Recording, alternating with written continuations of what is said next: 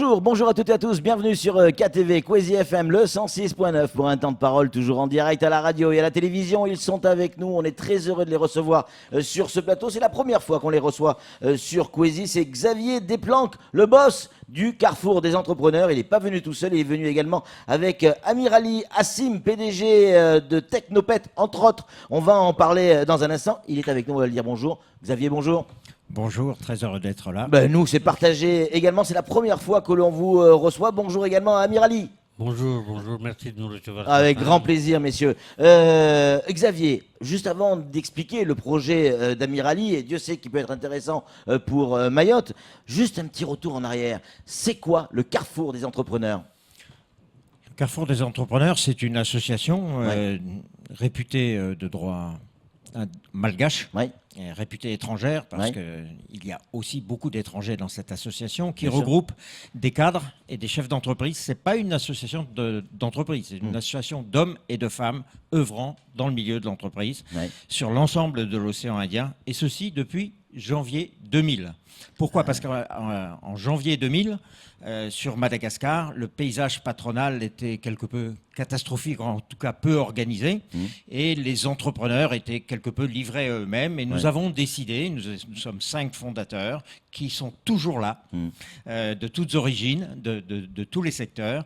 Nous avons décidé à l'époque de créer cette association pour œuvrer au rapprochement ou au contact en tout cas entre les cadres et les chefs d'entreprise de Madagascar d'abord, puis de la région maintenant, de façon à démarrer des affaires par le contact amical et sympathique grâce aux événements que nous organisons. Et ça a marché, Xavier, parce qu'on est en 2019, depuis bientôt 20 ans, cette association n'a fait que prendre de l'ampleur, des envolées extraordinaires, notamment sur le plan économique. Il y a des gros exemples, des beaux exemples de marchés qui se sont mis en place grâce justement au Carrefour des entrepreneurs.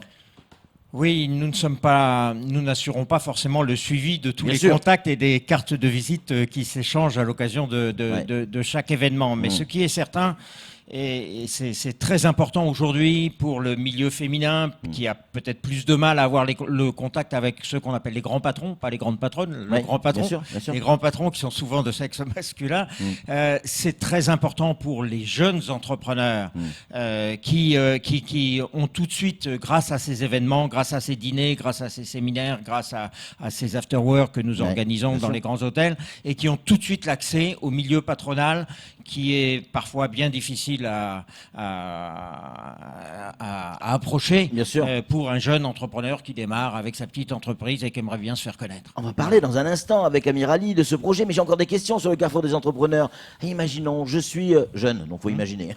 Je suis jeune, j'ai une idée, j'ai envie d'entreprendre, j'ai envie de créer ma boîte. J'ai pas encore les sous, j'ai juste l'idée. Et surtout, Xavier, l'envie. J'ai l'envie de faire quelque chose, j'ai l'envie d'entreprendre.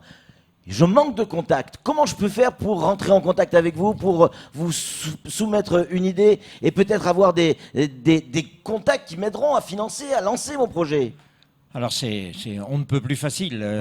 Il faut simplement taper Carrefour des entrepreneurs Océan Indien, prendre les contacts, les numéros de téléphone qui sont là. Sur le site du Carrefour qui est en reconstruction aujourd'hui, vous avez l'annuaire des chefs d'entreprise qui souvent n'hésitent pas à donner même leur numéro de portable.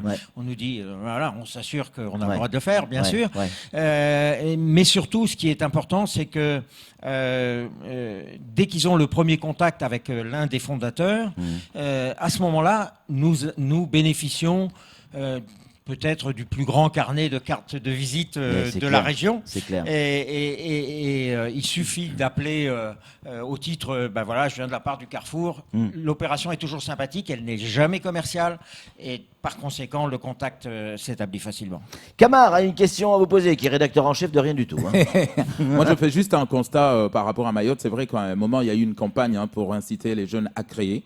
Aujourd'hui, dans le secteur, par exemple, du BTP, beaucoup de jeunes ont du mal à s'en sortir. Pourquoi ? Parce qu'elles n'ont pas ces contacts-là.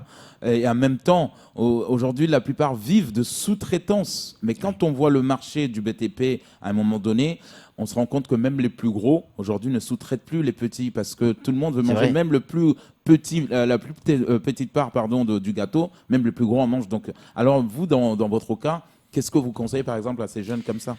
Alors écoutez, ça va être facilité pour ces jeunes parce que le bureau qui était composé uniquement des 5 fondateurs s'est élargi depuis le début de cette année avec un représentant par île.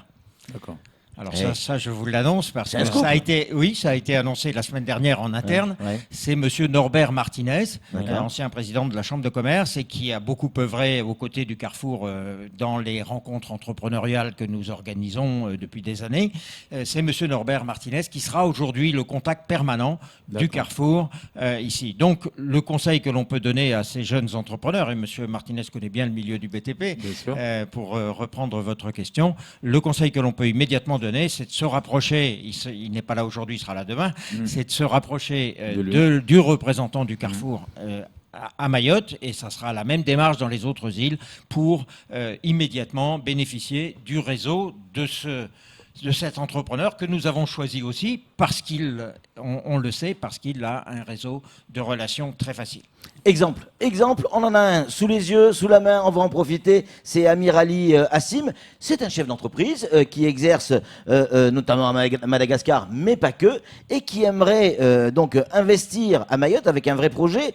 Amir Ali, rebonjour, quel est votre projet ? Bonjour, d'abord permettez-moi aussi d'adresser mon bonjour à toutes les Mahorais et tous les Mahorais. Oui. Merci de nous recevoir. Alors le projet il est très simple, c'est venir ici à Mayotte en tant que partenaire, mais pas en tant que Zoro.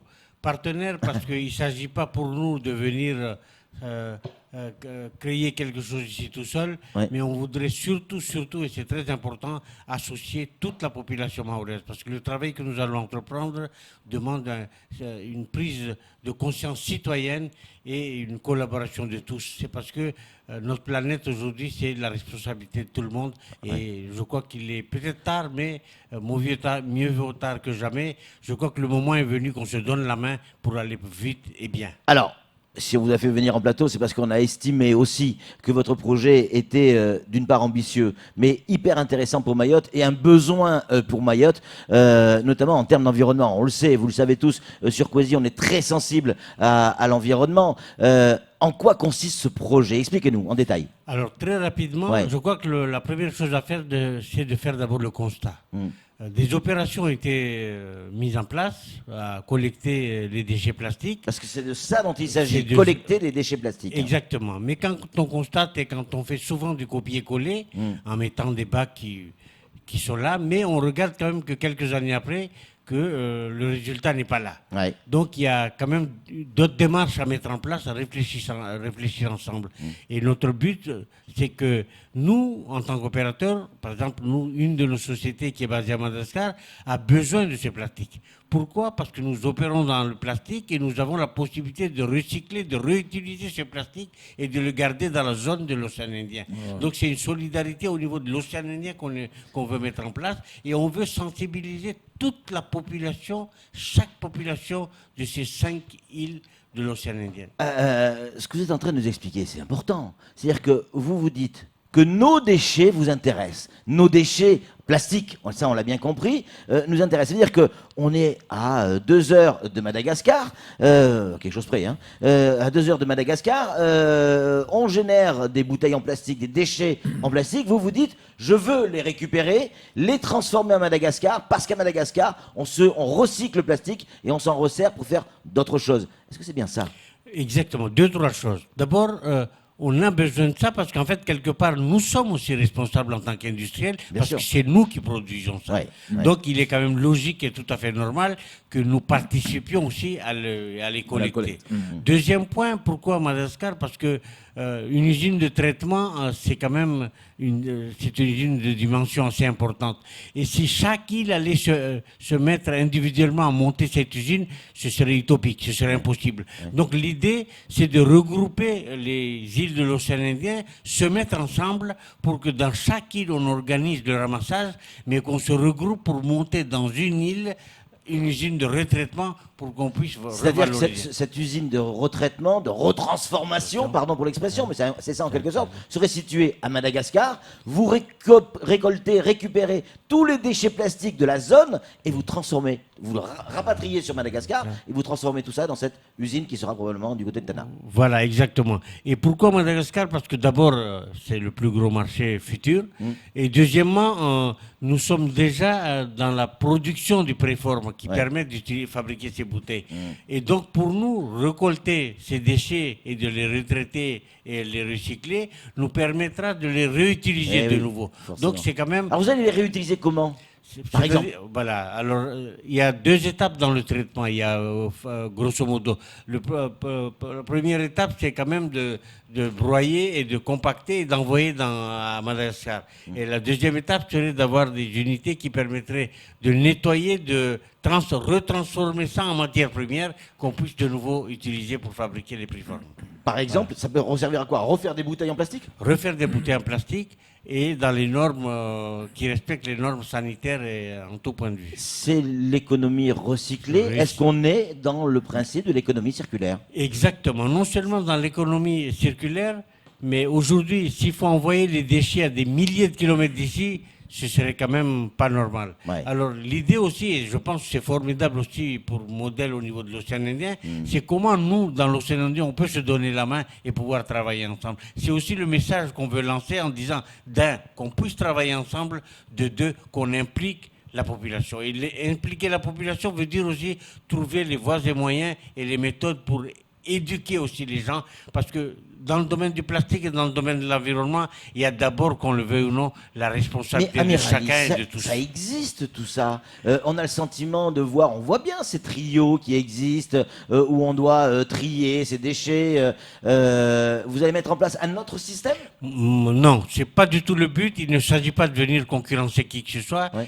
Mais quand on regarde les chiffres, Ouais. quand on regarde les statistiques, on n'est même pas à 5-10% de collecte. Donc ça veut dire qu'il y a quelque chose qui ne va pas. D'accord. Donc l'idée, parce que nous en fait c'est quoi? C'est que plus on pourra recollecter ces déchets, plus c'est intéressant. On a besoin de cette matière première. Et moi je dis aux Et gens... comment vous allez les récolter? Comment vous allez pouvoir récupérer Voilà. ces déchets? Et c'est la raison de notre visite à Mayotte, c'est de contacter le maximum d'associations, d'ONG, de sociétés commerciales ou de sociétés dans l'entreprise sociale, sensibiliser les gens en leur disant très simplement qu'écoutez, ces déchets nous intéressent, nous sommes prêts à les acheter, nous sommes prêts à vous Vous accompagner êtes prêt à les acheter? à les C'est-à-dire acheter que vous payez pour récupérer. pour récupérer. C'est-à-dire que vous allez payer pour récupérer nos déchets. Exactement. Que l'on ne sait pas qu'est-ce qu'on va pouvoir en faire. Exactement. Incroyable cette histoire. Voilà. Donc, et puis en plus de voir... J'ai déjà un bouchon, si vous voulez, je vous le donne. 50 euros.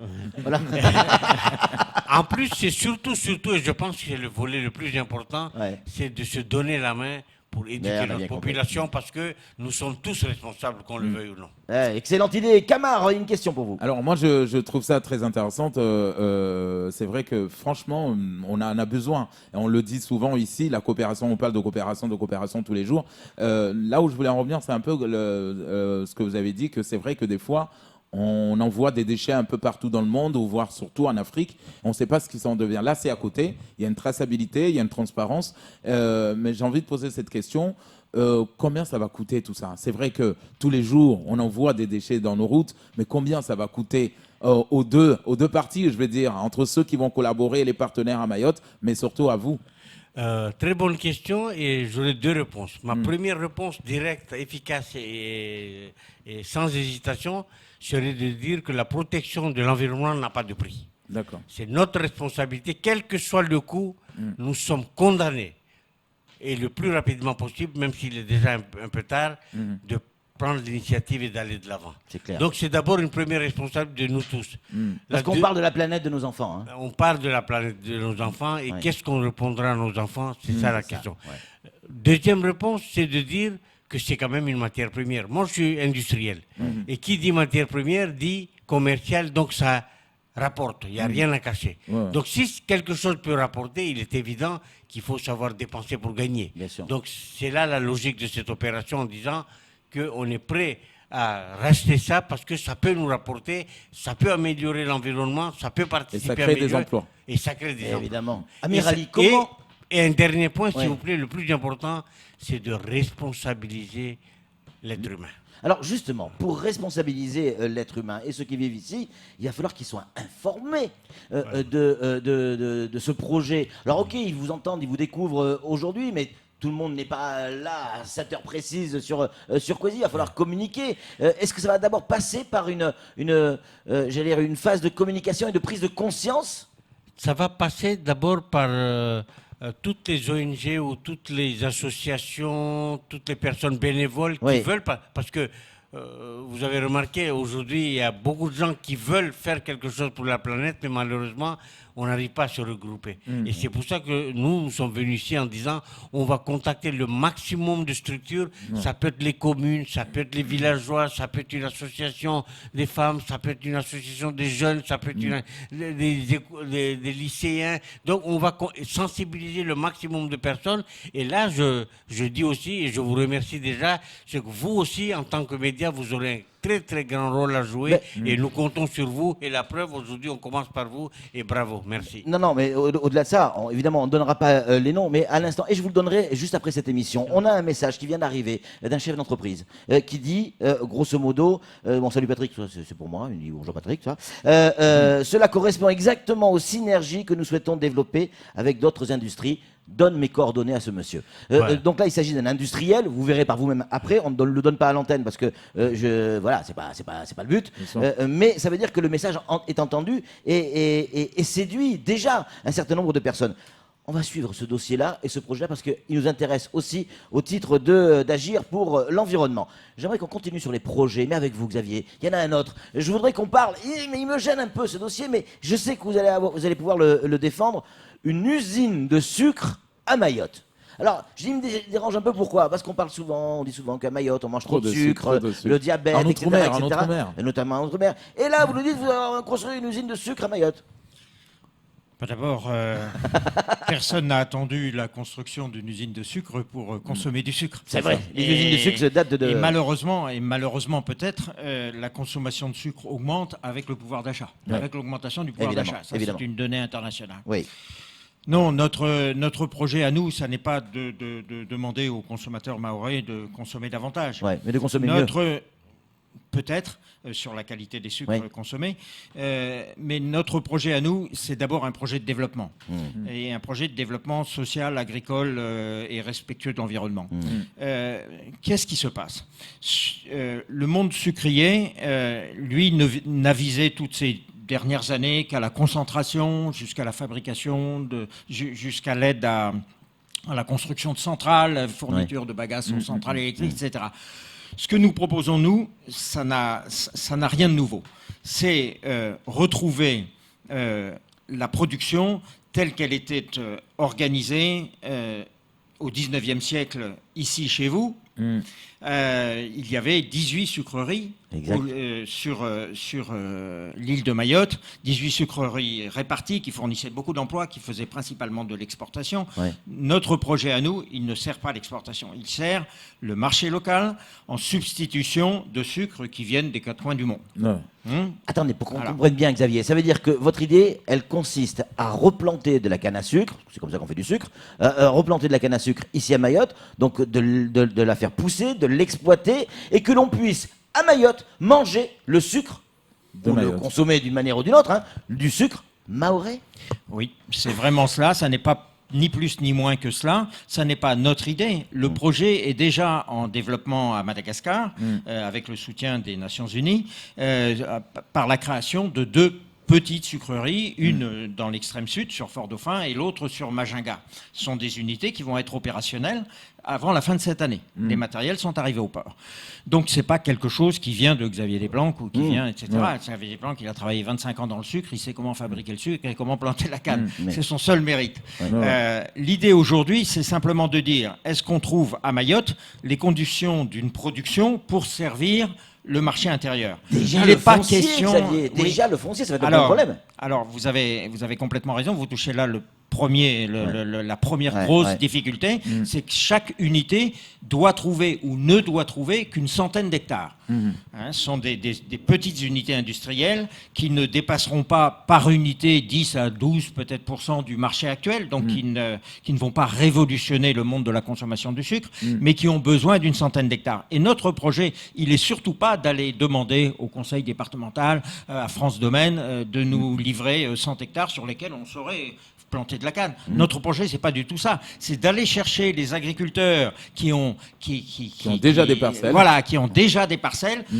En leur disant surtout, on ne touche pas à vos parcelles d'aujourd'hui, mais vous avez sûrement une petite parcelle à côté sur laquelle nous on table sur un demi à 2 hectares, une moyenne 1 hectare.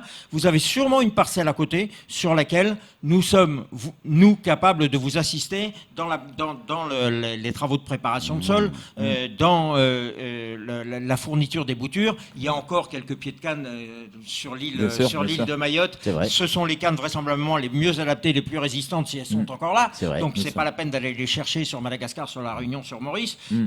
On va trouver, nous allons trouver les boutures sur le projet.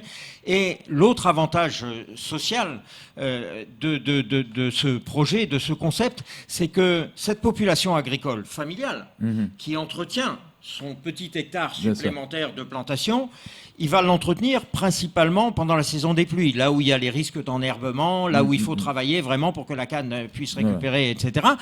Mais cette même population, elle va être située à 5 ou 6 kilomètres de l'unité industrielle. Et cette même population va être partiellement embauchée en tant que salarié dans l'usine qui est une usine extrêmement rudimentaire, nous on parle toujours de semi-industrielle, qui est une usine extrêmement, et qui donc nécessite de la main-d'œuvre. Donc il y a, sur la centaine de familles, il y aura vraisemblablement 30, 40, 45 postes qui seront en période de récolte ouvert aux populations de ces agriculteurs. Donc c'est avec un grand respect de l'environnement. On est très en retard, mais je voudrais vous poser cette dernière question parce qu'elle est importante. Essayez d'y répondre de manière rapide, s'il vous plaît, Xavier. Est-ce que ce sucre va coûter moins cher que si on l'achetait à l'extérieur? C'est la vraie question. On a un problème de coût de la vie ici à Mayotte, ailleurs aussi. Mais pardon, mais on s'intéresse à Mayotte. Est-ce que je vais pouvoir acheter mon kilo de sucre moins cher à Mayotte si je passe par du sucre mahorais? Ma question est simple. C'est la bonne question. C'est pas la peine de. Je payais hyper cher pour poser des bonnes questions.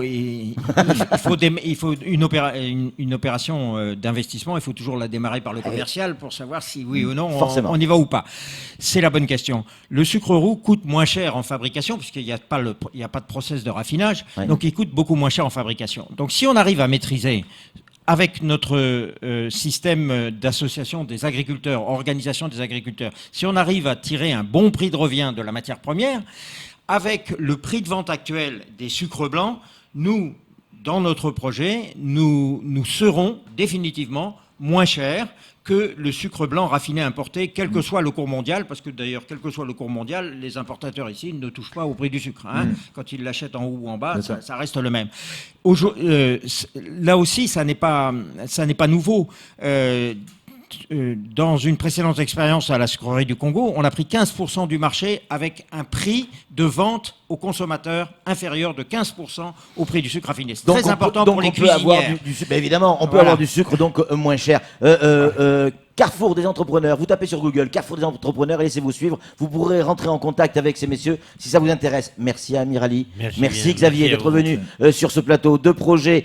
Si ça vous intéresse d'y participer d'une manière ou d'une autre, directement ou indirectement, Carrefour des entrepreneurs sur Google et vous verrez la suite derrière. Merci encore une fois d'être venu sur le plateau de Coésie. C'est tout pour ce temps de parole. Tout de suite, la suite de nos programmes.